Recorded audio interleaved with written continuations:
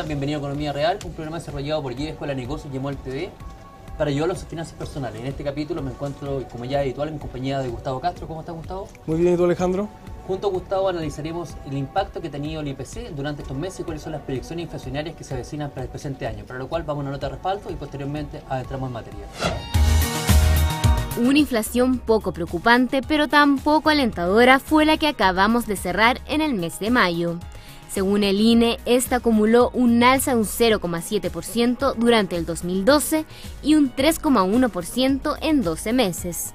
¿Será buena esta señal o es un signo de desaceleración en nuestra economía?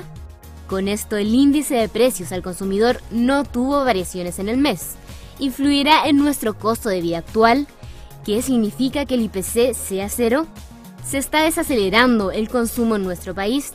¿Existe o no un retroceso en la actividad económica nacional? Y si es así, ¿de qué forma nos afectará la crisis económica internacional? Si bien puede que las respuestas sean negativas o positivas, es necesario estar atento a los cambios que pueda llegar a sufrir nuestra economía para estudiar cuáles serían las repercusiones y qué medidas debemos tomar. Gustavo, bueno, acabamos de cerrar un mes de mayo con una inflación neutra, ¿ah? No hubo inflación y tampoco hubo una variación negativa. Pero la gente cree esto que se considera una buena noticia, pero la verdad esto viene a demostrar que están los primeros indicios de una desaceleración de la economía chilena, que también viene marcado por una baja del IMASEC, ¿no es cierto?, que también bajó un par de décimas porcentuales durante el último periodo. ¿Qué explicación tenemos con respecto a ello?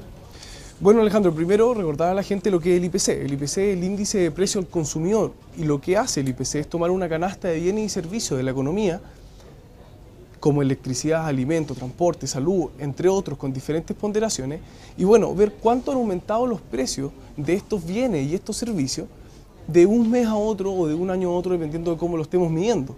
Entonces, básicamente, mide cuánto aumenta el costo de vida de la gente en Chile y en regiones, ¿ya?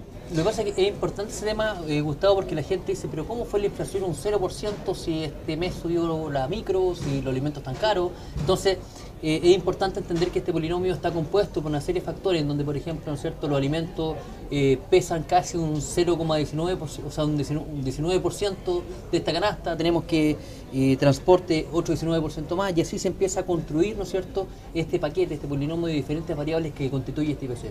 Pero ¿qué significa que haya sido en este minuto hayamos tenido una inflación cero durante el mes? Exactamente, eso es lo que le quiero explicar. No es que el costo de vida no haya aumentado, el costo de vida como global en general. Si es que esas ponderaciones que mantiene o que trabaja hoy en día el INE están adecuadas, quiere decir que efectivamente no subió el costo. Estoy seguro que la gente en sus casas cree que sí subió, ¿ya? Cree que sí hay ítem relevante. Lo que pasa es que algunos suben y otros bajan. En el mes de mayo se contrarrestaron y no subió, ¿ya? Pero en el mes de mayo, por ejemplo, cayeron fuertemente los alimentos, ¿ya? Por segundo mes consecutivo, el IPC de abril y el IPC de mayo estuvieron ambos reflejados por una baja en los alimentos, lo cual es una noticia muy buena para la gente, muy buena para su bolsillo. Por lo tanto, no debe ser visto un IPC de cero como que no trae información, en ningún caso. Que eso es un tema que es importante que lo dejemos claro. Además, también la gente tiene que entender que las modificaciones del IPC vienen aparejadas una serie de cobros que dan de la mano, principalmente la gente que tiene crédito hipotecario. Por lo general en Chile, todos los créditos hipotecarios están contraídos en variación de UF, o sea, el incremento de la inflación, ¿no es cierto?, que la unidad de fomento se va reajustando mensualmente por la variación que ha tenido el IPC del mes anterior. ¿No es cierto? Por ende repercute en los costos de los dividendos, repercute en los costos de los planes de salud, repercute en las primas de los seguros. O sea, hay una injerencia importante, que nosotros muchas veces la vemos de una manera más bien indirecta, pero que pega importantemente también en los bolsillos de las personas. Exactamente, el IPC es una medida, como tú bien decías, para la mayoría de los hipotecarios en Chile. Por lo tanto, la gente que tiene crédito hipotecario va a estar muy contenta con que no aumente el IPC durante el mes de mayo. Se le congela temporalmente el pago de su dividendo, ¿ya? Sin embargo, retomando un poco, Alejandro, el tema que tú planteabas sobre que sea cero, tal vez un indicador de desaceleramiento económico, quiero volver ahí, ¿ya?, a ese punto.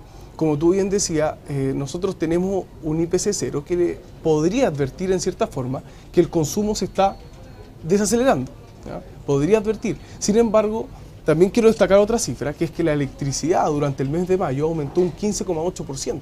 Fue el ítem que más aumentó. El problema es que fue contrarrestado por alimento y, por ejemplo, transporte. La baja de los combustibles, que fue importante, ¿no? Exactamente, desde sus niveles históricos. Recordemos que en mayo muchos de los commodities cayeron, ¿ya? Y dentro de ellos estuvo el petróleo. Por lo tanto, estuvo muy bajo de sus máximos históricos. Pero que aumente la electricidad, ¿qué quiere decir?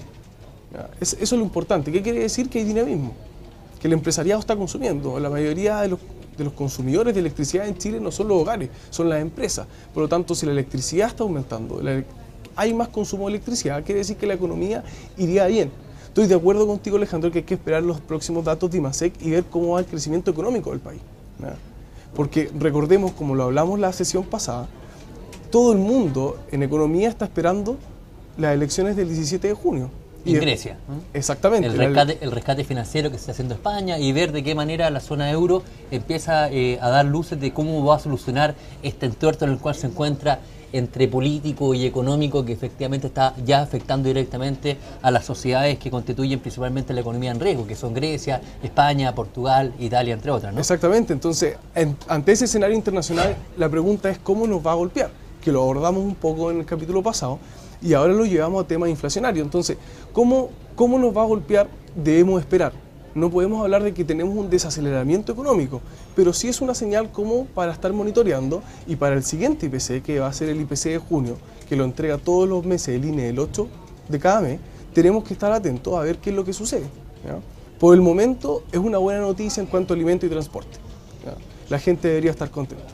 Lo importante, al principio de año, cuando se hablaba de una expectativa económica de crecimiento que bordean entre el 4.2, el 4.5, el 4.7, hasta el 5, la gente más optimista, se decía que uno de los focos importantes en el cual tenía que prestarle mucha atención la política monetaria de Chile pasaba fuertemente por el manejo de la inflación.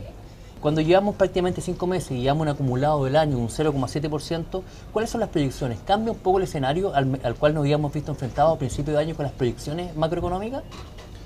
Tal como lo hablábamos recién, yo creo que no debiesen estar afectados las expectativas de crecimiento de Chile. Deberían todavía estar bordeando un 4,5%. Estoy de acuerdo contigo en eso. Sin embargo, vale la pena recalcar nuevamente, hay que esperar qué es lo que va a pasar con Grecia y ver si el Banco Central mueve su tasa de política monetaria advirtiendo una desaceleración económica o bajar presión inflacionaria. Yo ya creo que no va a ser necesario bajar presión inflacionaria. Habían estimaciones a principio de año de que la tasa podía terminar en 5,25, 5,50. Hoy en día está en 5. No creo que vaya a aumentar ni terminar en 5,50. Como tú dices, la inflación acumulada este año es un 0,7, que es bastante poco, pero recordemos que la inflación de los últimos 12 meses es un 3,1.